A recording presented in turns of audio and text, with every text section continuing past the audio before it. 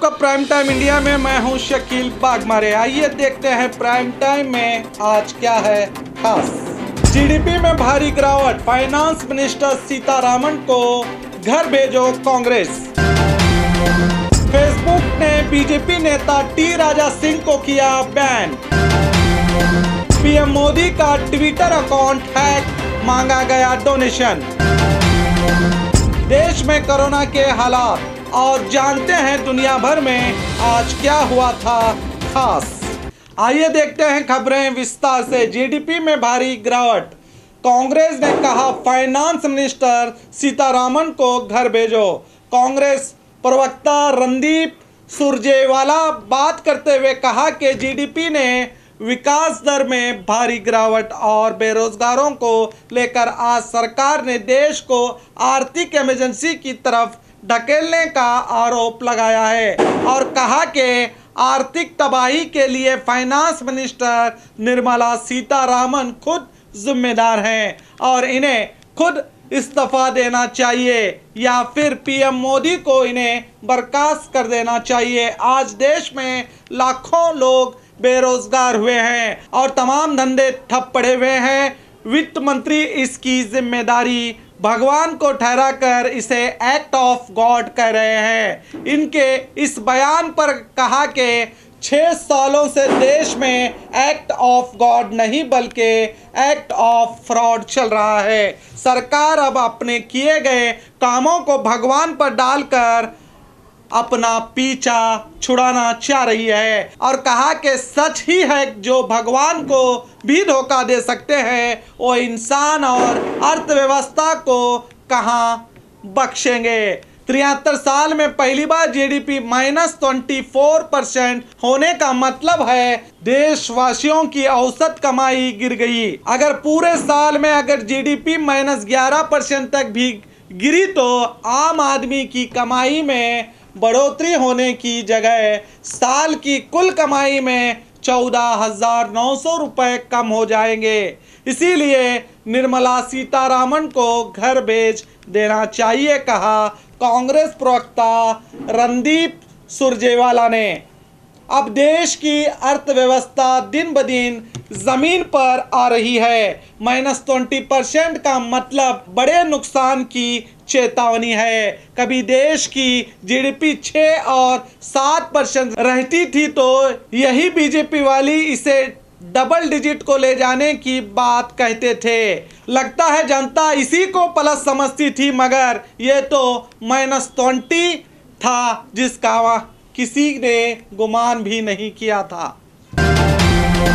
Facebook ने BJP नेता राजा सिंह को किया बयान, लिखित में मांगा जवाब। नफरत भरे भाषणों से निपटने के तरीकों को लेकर आलोचना का सामना कर रही फेसबुक ने हिंसा और नफरत को बढ़ावा देने वाले वीडियो और मैसेजेस से जुड़े अपने नीतियों का उल्लंघन करने वाले हैदराबाद के बीजेपी विधायक टी राजा सिंह को फेसबुक और इंस्टाग्राम से बैन कर दिया है। फेसबुक के प्रवक्ता ने ईमेल के जरिए ये जानकारी दी है कि हमारी नीति हिंसा को बढ़ावा देना नहीं है, इसीलिए फेसबुक ने बीजेपी नेता राजा सिंह का अकाउंट को हटाने के निर्णय लिया है। गौरतलब है कि हाल ही में BBC, wall street journal, writers और टाइम्स मैगजीन ने खबरें प्रकाशित की थी जिनके द्वारा कहा गया था कि भारतीय फेसबुक ब्रांच सवालों के घेरे में है। भारत में 30 करोड़ से ज़्यादा लोग फेसबुक का इस्तेमाल करते हैं और इस मामले में फेसबुक के भारत के प्रमुख से पूछताछ करके 90 सवालों के लिखित में जवाब मांगे हैं। असल में सोशल मीडिया को अपनी आवाज़ और प्रतिभा दिखाने के लिए इसका ऐजाद किया गया था। लोग इसका इस्तेमाल अच्छे कामों के लिए कर रहे हैं, मगर समाज में चंद ऐसे लोग भी होते हैं जिनकी फितरत में ही नफरत भरी होती है। आज चंद लोग सोशल मीडिया का गलत इस्तेमाल करके समाज में नफरत फैला रहे हैं, लेकिन हर चीज़ का एक वक्त होता है। अब ऐसे लोग दुनिया भर में बेनकाब होकर देश का नाम बदनाम कर रहे हैं।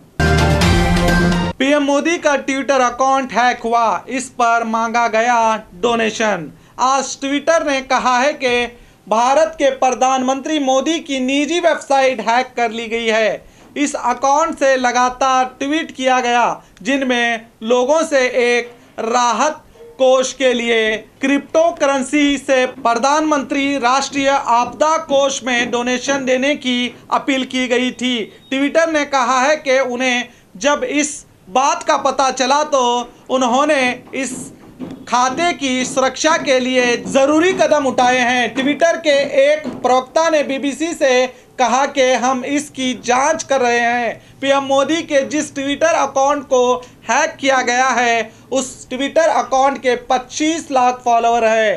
ये प्रधानमंत्री की निजी वेबसाइट और उनके निजी मोबाइल ऐप का आधिकारिक ट्विटर अकाउंट है। अब सोशल मीडिया पर लोग तरह तरह की बात कर रहे हैं कि देश की सुरक्षा चुस्त और दुरुस्त कहने वाले हमारे सिक्योरिटी एजेंसी देश की मुखिया के ही ट्विटर अकाउंट को हैक होने से नहीं बचा पाए तो आम आदमी की सुरक्षा का क्या होगा, कह रहे हैं लोग। पिछले कुछ समय से दुनिया के कई नामी हस्तियों के ट्विटर अकाउंट हैक किए गए हैं। अब सचमुच जनता का सवाल जायज़ है क्योंकि समंदर जैसे सोशल मीडिया के ज़रिए कुछ भी हो सकता है, क्योंकि आज हर चीज़ डिजिटल हो गई है। लोगों की हर जानकारी मोबाइल में कैद है। बैंक इससे जुड़े हुए हैं। अगर पीएम का अकाउंट ही सुरक्षित नहीं है तो आम आदमी का क्या होगा, इसकी जिम्मेदारी तय करनी चाहिए। देश में कोरोना के हालात। देश में पिछले 24 घंटे में रिकॉर्ड तोड़ 80,000 नए मामले दर्ज किए गए हैं। अब देश में कुल मामलों की तादाद 38,43,000 हो गई है। पिछले 24 घंटे में 1,015 लोगों की मौत से मरने वालों की तादाद बढ़कर 67,400 हो गई है। 29 लाख से ज़्यादा लोग अब इस बीमारी से ठीक हो चुके हैं। अब देश में रिकवरी रेट बढ़कर 77.11% हुआ है। वहीं मौत का आंकड़ा घटकर 1.75% हो गया है। देश में दिन ब दिन मरीजों की तादाद बढ़ती ही जा रही है, मगर अच्छी बात यह है कि मरने वालों की तादाद दिन ब दिन घटती ही जा रही है, जिससे लोगों के दिल में इस बीमारी को लेकर बैठा हुआ डर खत्म हो रहा है। आज 3 सितंबर है। आइए जानते हैं दुनिया भर में आज क्या हुआ था खास। 2009 में आज ही के दिन आंध्र प्रदेश के मुख्यमंत्री वाईएसआर रेड्डी की हेलीकॉप्टर दुर्घटना में मौत हो गई थी। उन्हें कई दिन बाद सैटेलाइट इमेज के जरिए ढूंढा गया था। आज ही के दिन 2004 में रशिया में 3 दिन से अपहरणकर्ताओं के कब्जे से रूसी सैनिकों ने एक स्कूल को मुक्त किया था। इस कार्रवाई में कम से कम 200 लोग मारे गए थे, जिनमें ज़्यादातर स्कूली बच्चे थे। 1984 में आज ही के दिन फिलीपींस में आए एक भयानक तूफान की वजह से एक ही दिन में 1300 लोगों की मौत हुई थी और सैकड़ों लोग घायल हो गए थे। उस दिन हवाओं की रफ्तार 185 किलोमीटर प्रति घंटा नापी गई थी। आज ही के दिन 1971 में कतर एक स्वतंत्र राष्ट्र बना था। तो और खबरों के लिए देखते रहिए बी News Nation prime time India.